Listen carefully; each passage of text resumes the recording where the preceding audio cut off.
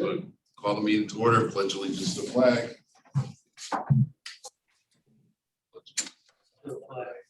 United States of America, and to the republic for which it stands, one nation, under God, indivisible, with liberty and justice for all.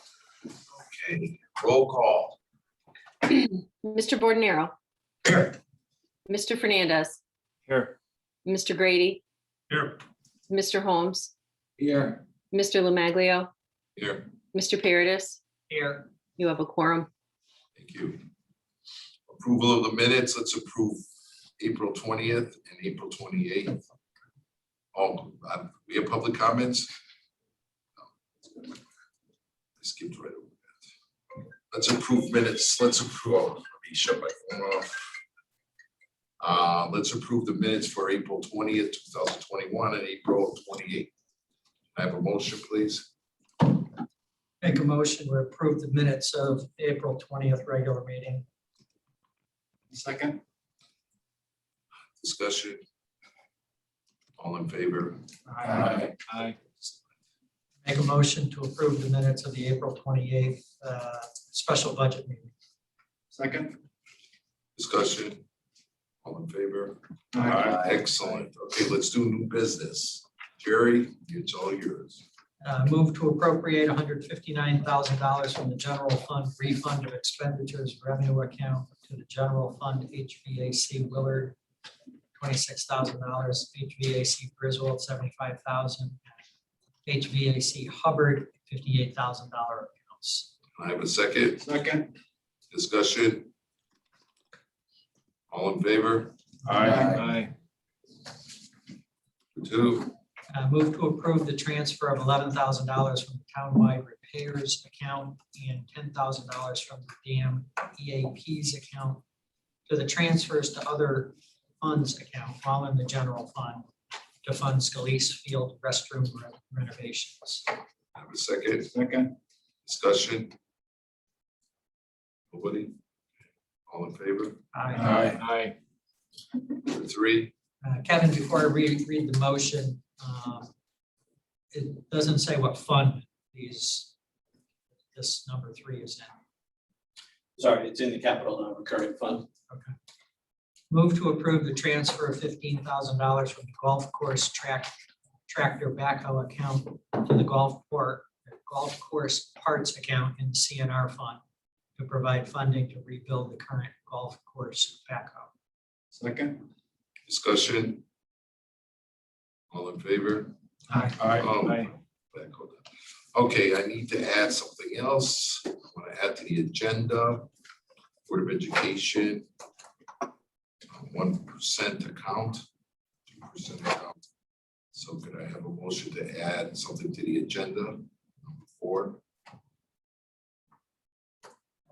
I'll move to add item number 4 to the agenda, discussion and possible vote on Board of Education 2% request. Second. Discussion, then added on. Okay, it's added on. Mr. Cookno, would you explain this to us, please?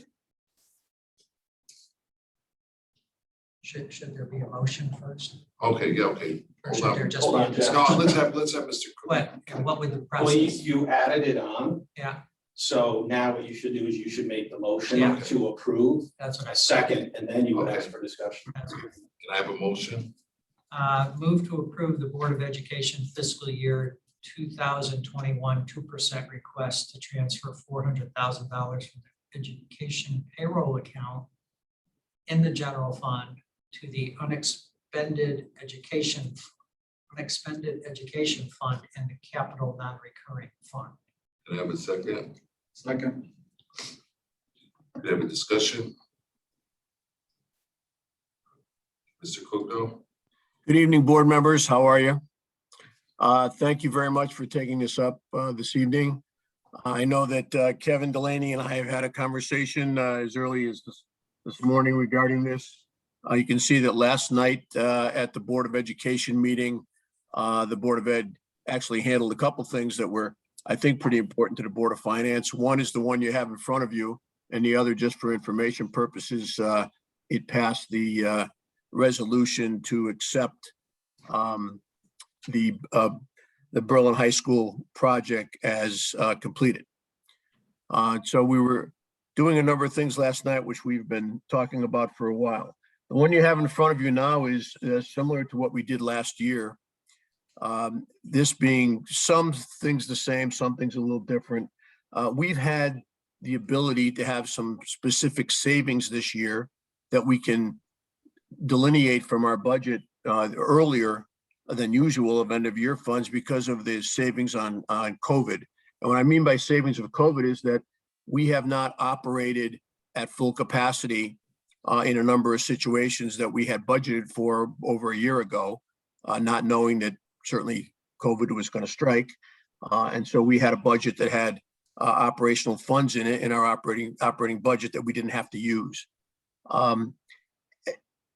Ashley Dorsey, who's our relatively new finance director, has been working with this year's budget for a number of months now, and has come up with some what we're calling savings due to COVID in our operating budget. And so we come in front of you tonight to talk about this $400,000 that we can describe to you how that is become savings for us due to COVID, which we obviously didn't expect when the budget was not only proposed or approved. And then why we want to do these projects. First of all, I will start with that one. First of all, these are projects that have been on our books and of project requests for quite a while. Some of them have gone as far as the capital fund requests. They haven't been funded at this point in any time. Some of them have come just to our operating and they haven't been funded, but have been projects that we've wanted to do for a long time. The reason that these are, we believe, are good projects for the 2% account is we need more time in order to complete these projects. They're projects that have to be designed, planned, probably at some point, at least a few of them, depending on the purchasing procedures of the town, have to be bid. And there's simply not enough time to do that between now and 6/30 and June 30th, and also be able to complete the projects. So in our estimation, or the board's estimation, more importantly, they're perfect projects to go into the 2% account and what these kind of things are made for. So we can either start with explaining the projects to you, or we can start with explaining the savings to you. Let's start with the projects. Okay. That's me. Hey, Jeff, 1 second. Yes. I gave you a copy of the minutes from the Board of Ed meetings. Like, these start on page 3 at the bottom. You'll see the list, so you can follow along with what Jeff Okay. talks about. Thank you. Sorry, thanks, Jeff. Thank you very much, Kevin.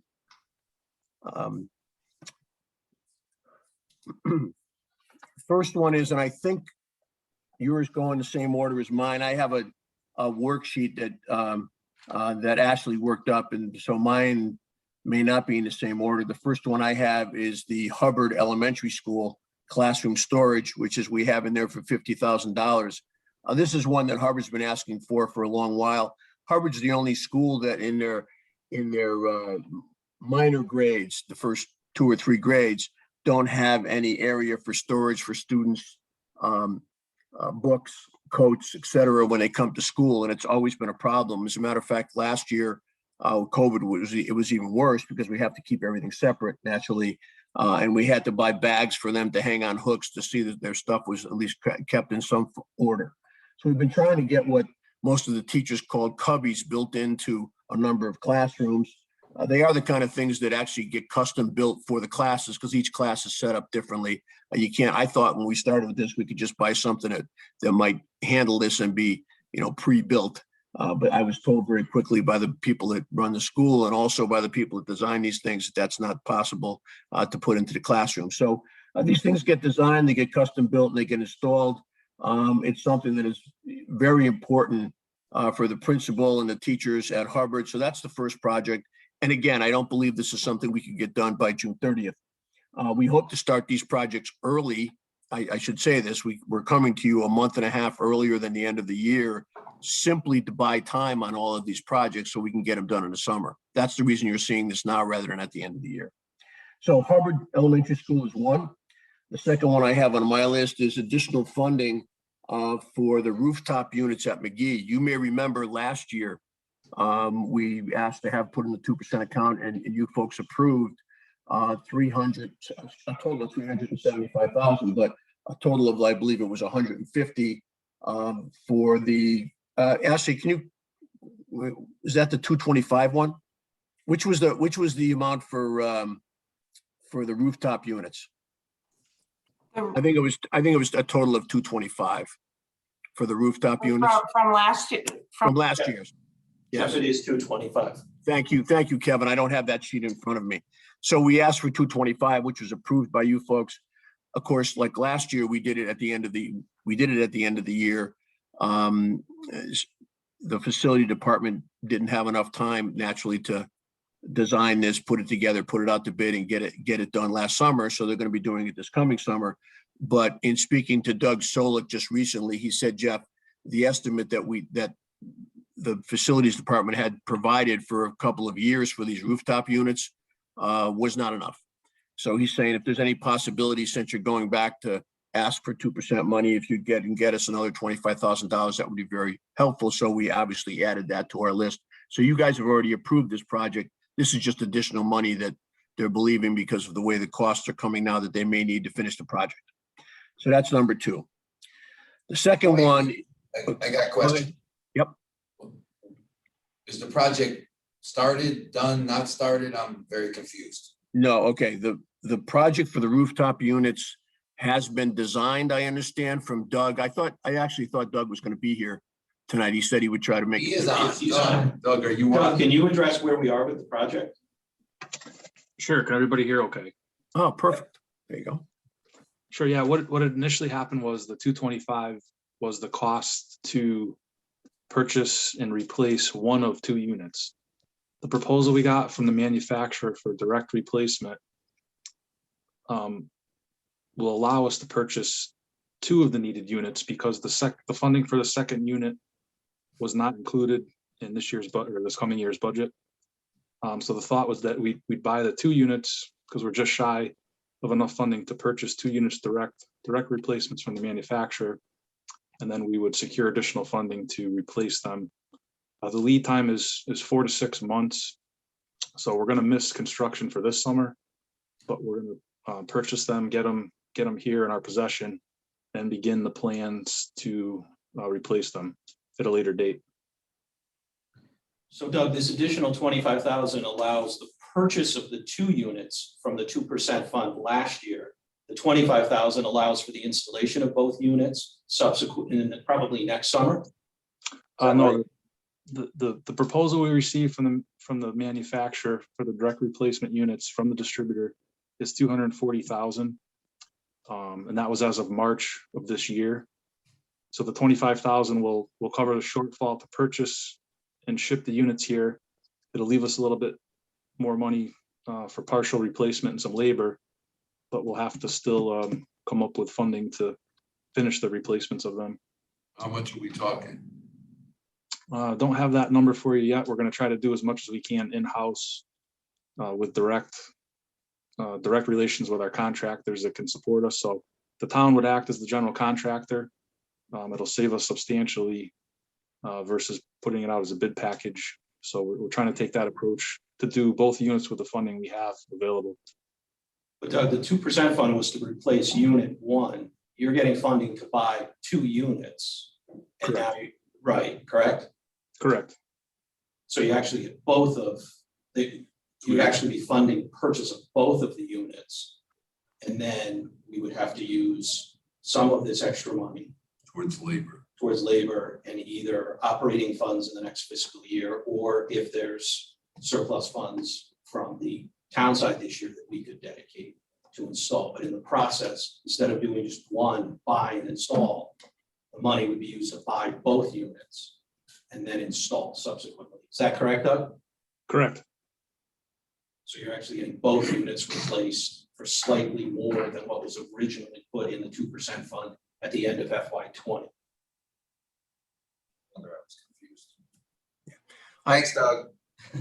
Yeah, Doug, I just have Thank a you very much. question on this, because I don't understand the timeframes. I mean, we approved this last year. for carryover. I mean, in my wildest dreams, I never thought it wouldn't be done by this summer or done this summer. And it seems like we're nowhere even near, since we're not even gonna start it this summer, we're gonna be talking about next summer now. I mean, Well, you have a combination of design work, which takes a period, and then Doug was referencing the 4 to 6 month lead time. And that's not uncommon today for a lot of things. but weren't we shooting to have it done this summer? We were, but there are a number of delays, I mean, from automobiles where they can't get parts to, I mean, many things that are manufactured are really delayed at this point. So you have to, you go with the design, bidding, and then you have the delay in procurement. And of course, when it comes to the schools, unlike any other facility, there is a limited window where you're able to actually go in and do things in the school. It's really the summer. It's not saying you can't do anything, but you don't want to do major construction in the middle of the school year. So the summer is a hot time to get things done. And that's obviously a narrow window, basically call it mid-June to mid-August approximately. Doug, is that fair? I mean, is that a fair representation of the way things work? Correct, yeah, the design and the bid documents were completed late winter, early spring, and then we reviewed with the engineer and the options and the current funding to see what the best approach would be. So we figured the 2-for-1 unit, 2-for-1 replacement would be of much better value, even though we missed the window. You know, last year, COVID, this year, the lead times, the manufacturer, the build time. So we're certainly a little bit behind, but I think in the long run, it'll save us a lot of money and we'll get both units replaced as funding hasn't been allocated for unit number 2 this year. Thank you. Yeah, and if I could say, Doug, thank you very much for that. If I had realized you were on the broadcast here, I would have directed that one originally to you. So thanks for backing me up on the explanation of where we are at the moment and everything else. Thank you. I can continue with the lighting upgrade for the Library Media Center. Go ahead. This is at McGee. The McGee Media Center has been going through renovations over the last couple of years, and a lot of good work has been done over there. If you've got a chance to ever see the before pictures and seeing where it is now, it's tremendous. It's getting rave reviews and the usage is great. The last thing we have to do is the lighting. The lighting is still probably 50 years old.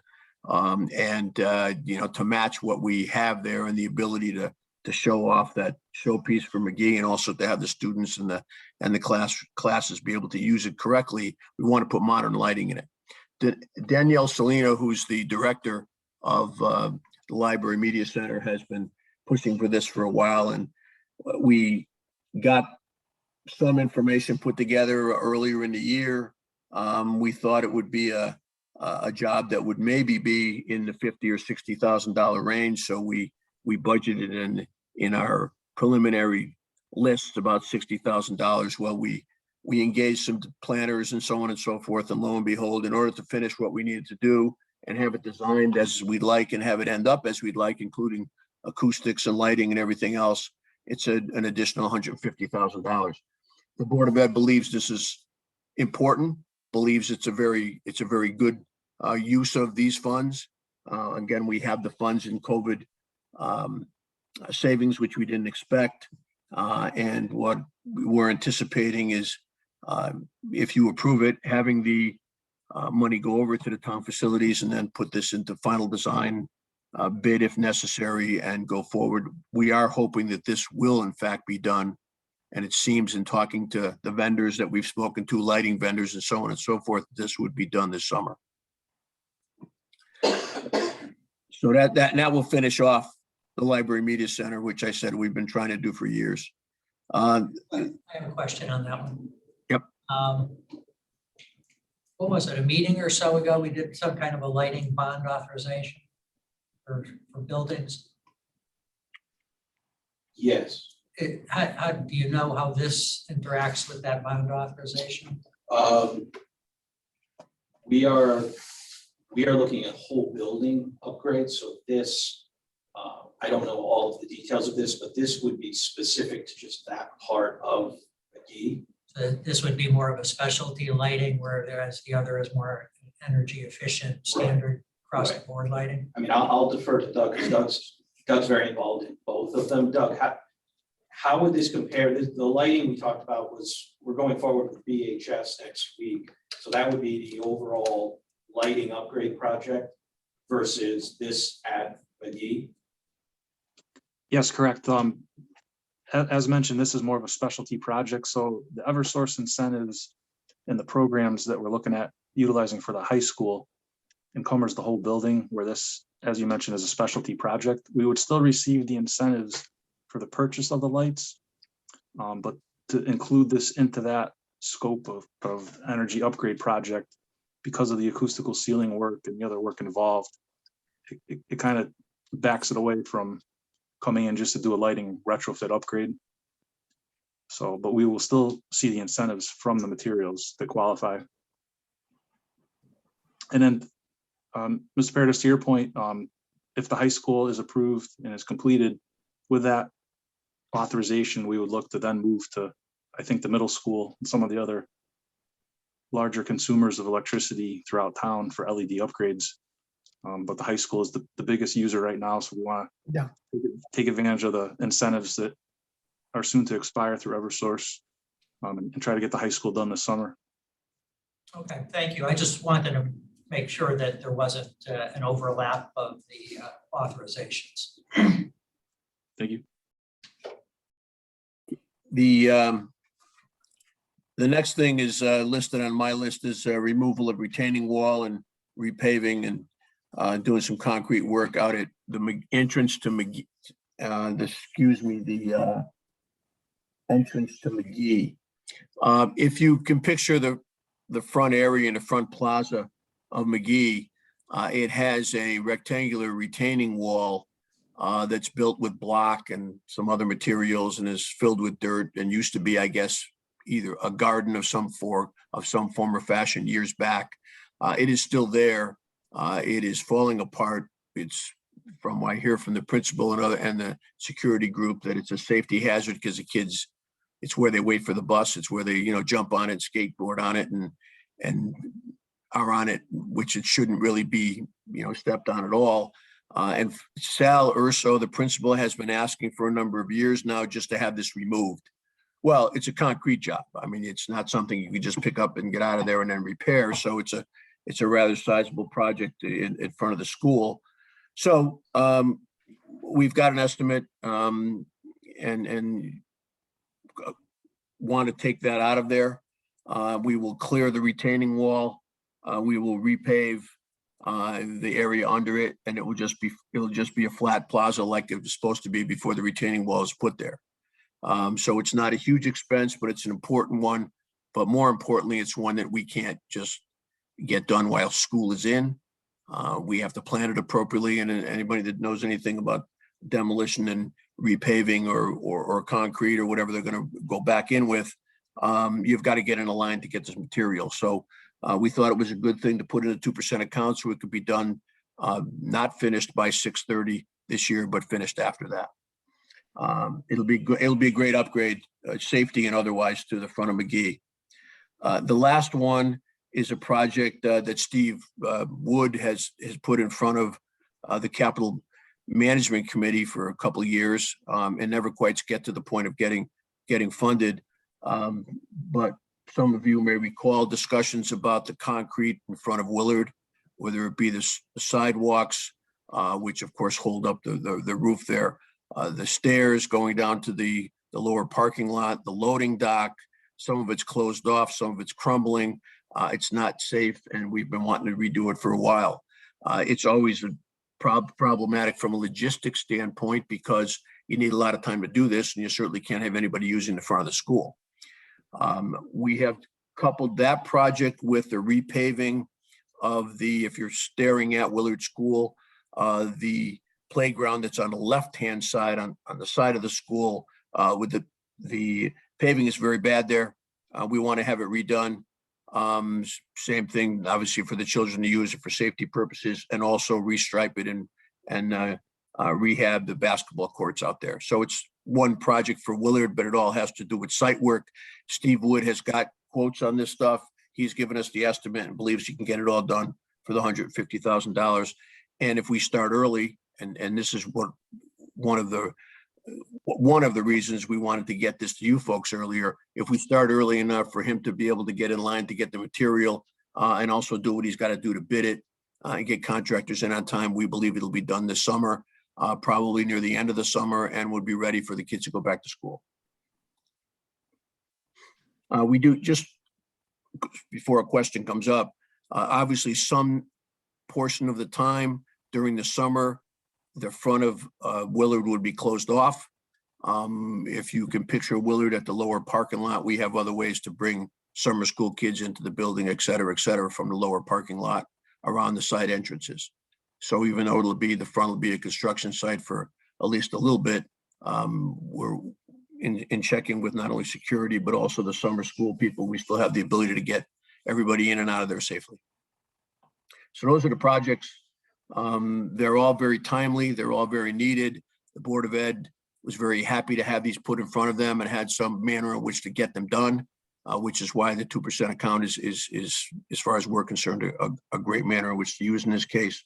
And like I said, the reason they're coming to the top of the list at this point, not only they're needed, but it's also able to be put in place and knowing that we have the money because of the COVID savings that we had.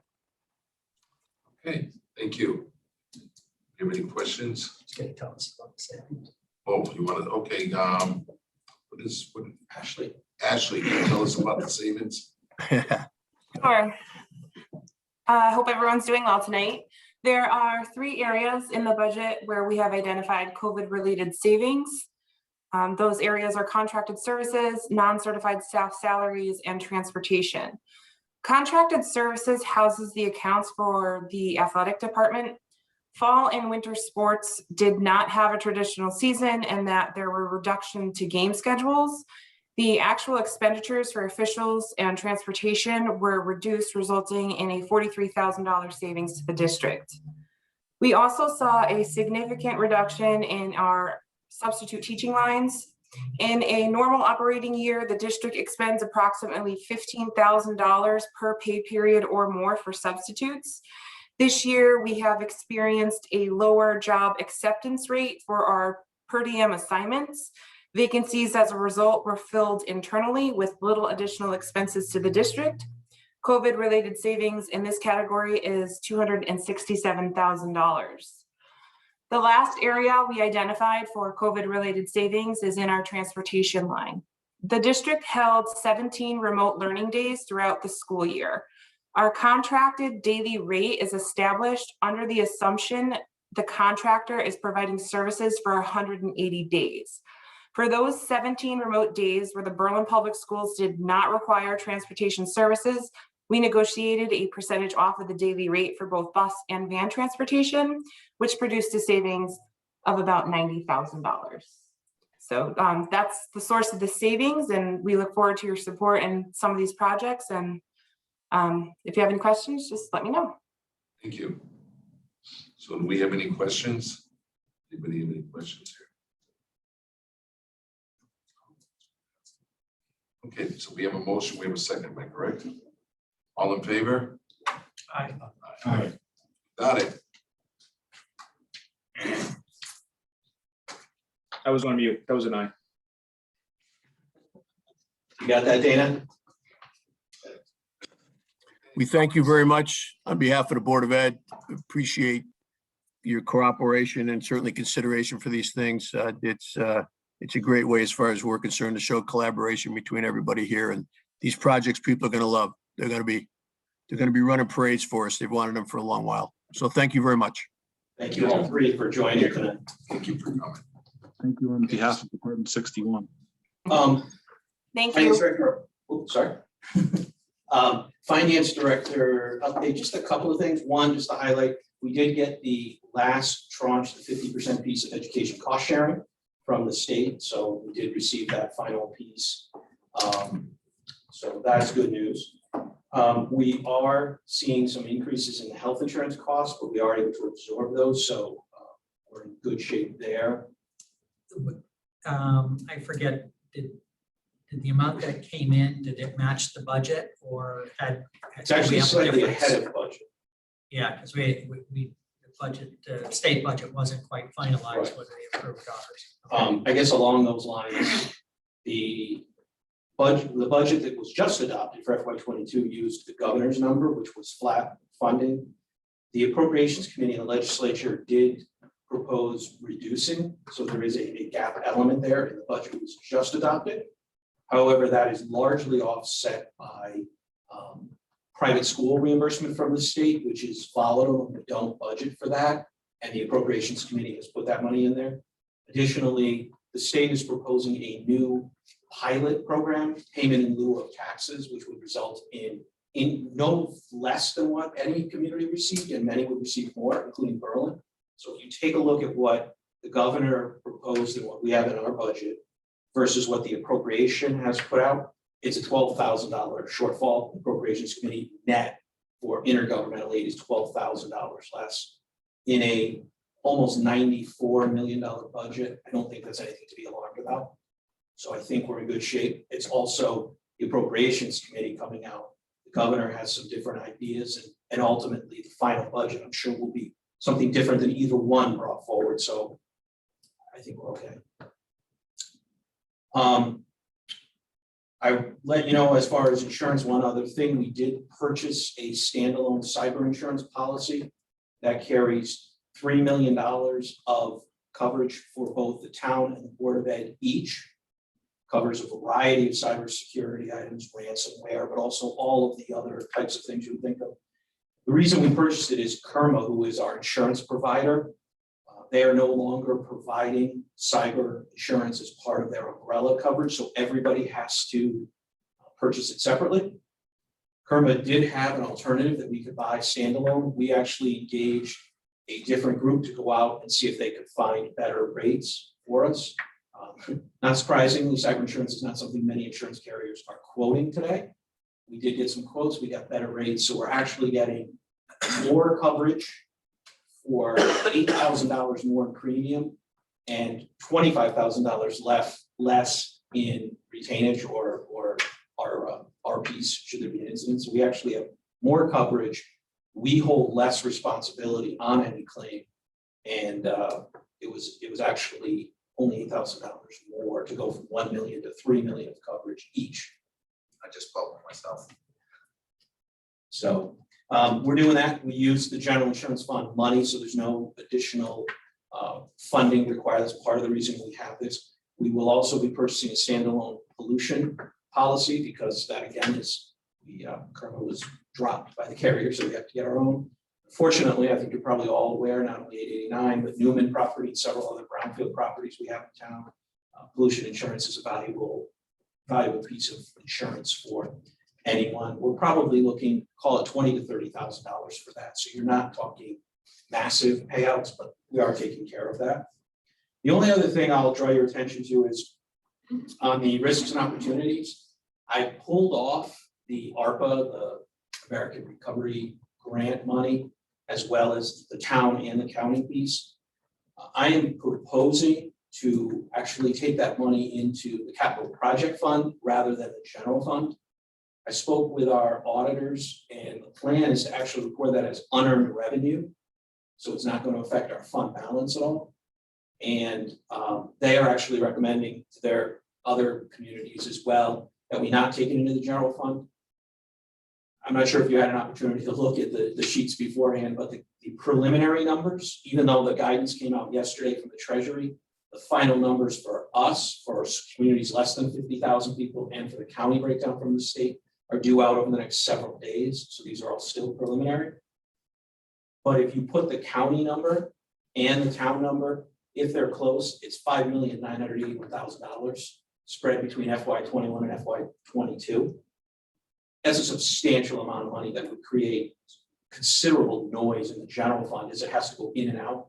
Pulling it into the capital project funds allows Board of Finance and the council the opportunity to review the guidance to what the money can be used for, and then ultimately make the decision as to what you choose to use the money. It does not mean it cannot be moved back into the general fund. It could be put there and spent. And there is a range of things we can use it for. There are capital projects that it could be used for. There is water and sewer projects, there's broadband projects, but there are also other elements. Grants could be made by the town directly to not-for-profits. The money could be used to help those who were harmed, individuals actually harmed. It could be used to help those who might be facing financial hardship, rent assistance, mortgage assistance, a number of other things. So the 158-page guidance just came out yesterday, so everybody's still combing through what's permitted. Once I've got a better handle on that, once everybody's kind of in agreement of what it can be used for, I think a small group of staff will get together to try to propose to you things that are on the docket that could be used to either mitigate the amount of bonding, completely eliminate the amount of bonding for capital projects, to use it in other areas if there's a pressing need.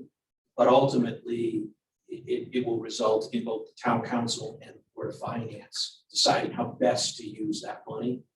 Again, the 5,981 is preliminary, but I would expect it's going to be somewhere in that neighborhood. So it is a substantial amount of money.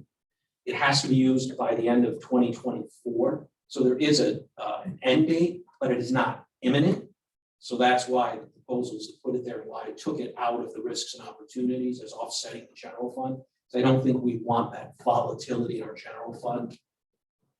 So anyway, with that, I will stop and see if there's any questions on our financial status right now. Any news on the rapid?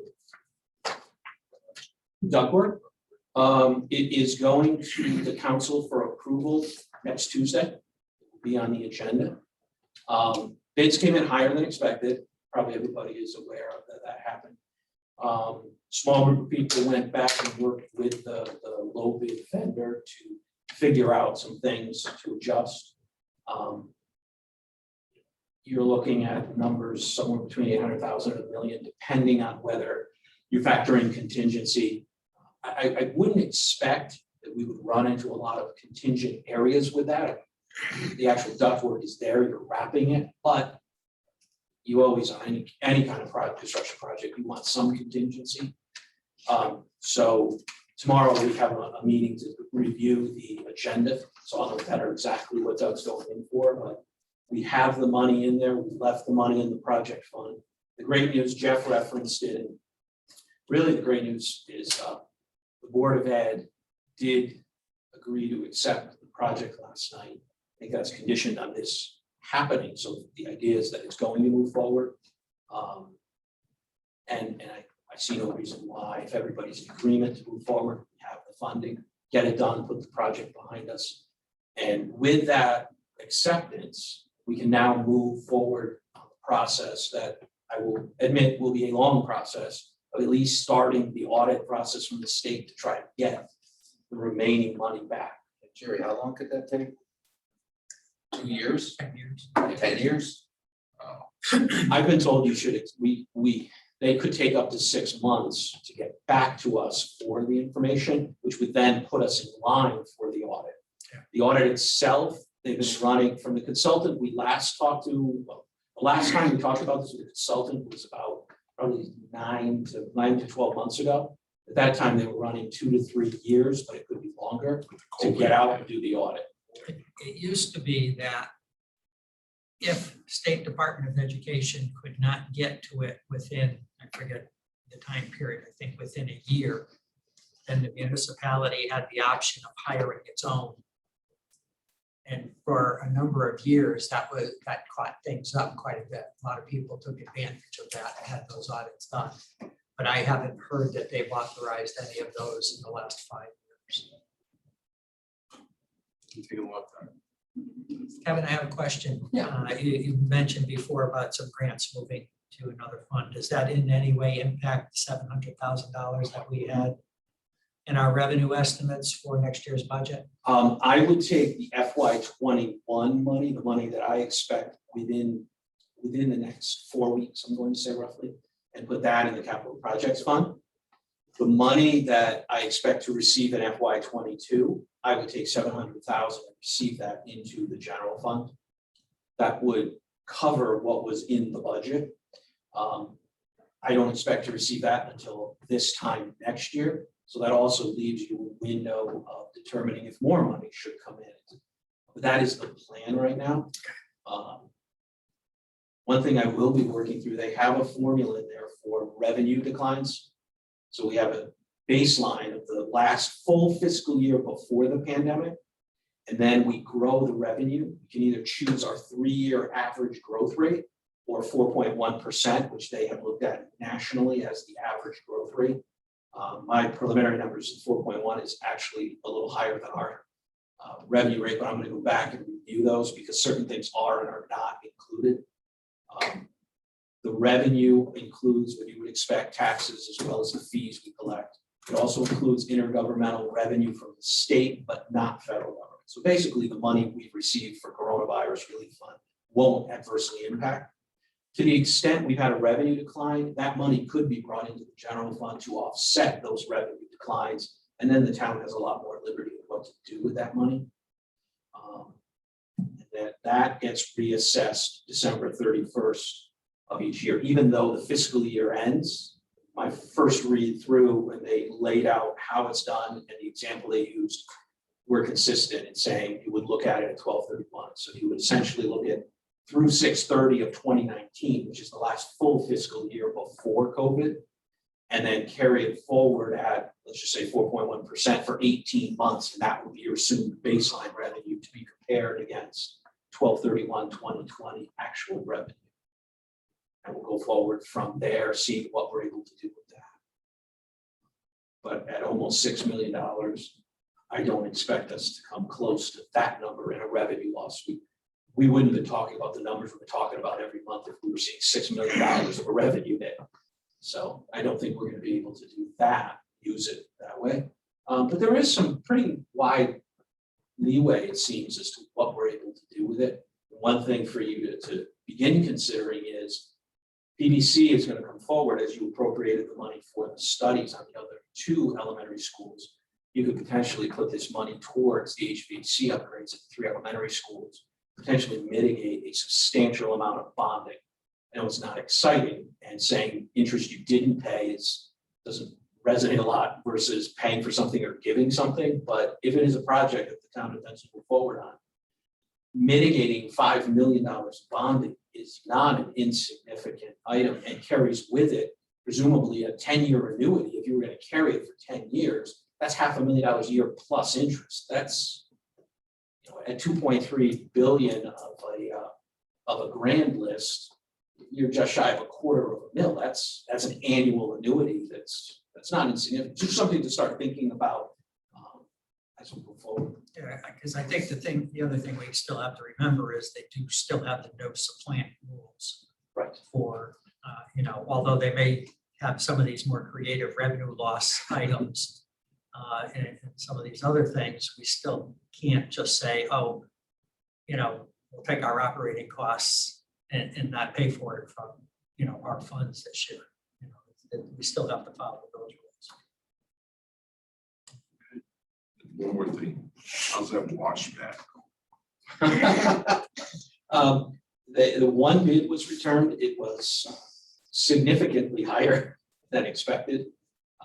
You'll recall, you and the council had agreed to appropriate the bond premium we received 1 year, about $493,000. Initially, when this went forward, the feeling was that number was way above what should be spent for a wash bay. The one bid that came back in from the PBC's request was about a little over $800,000. So Things are expensive.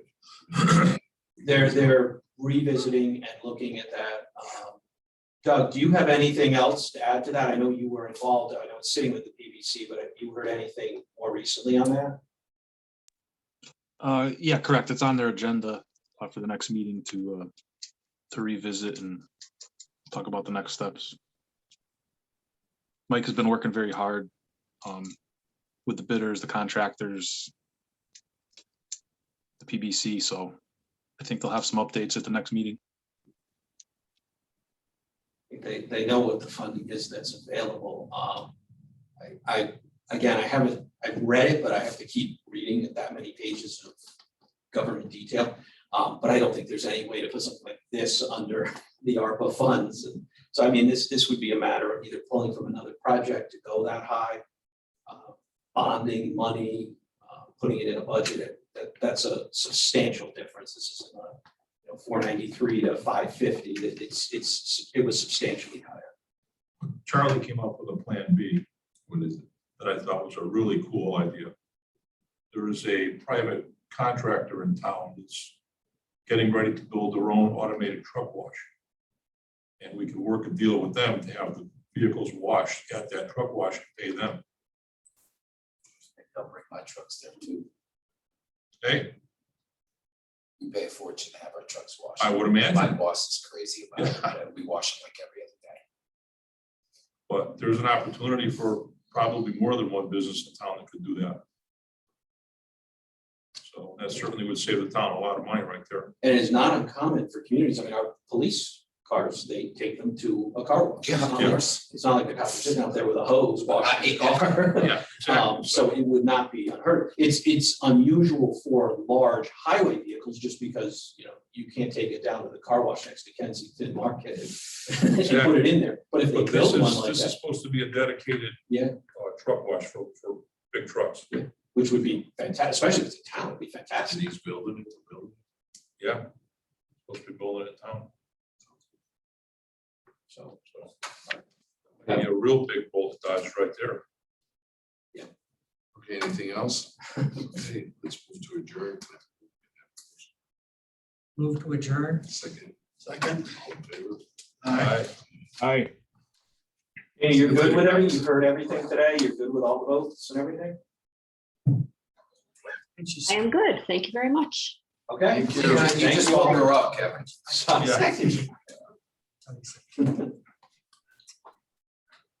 Bye, guys. Bye, Rob.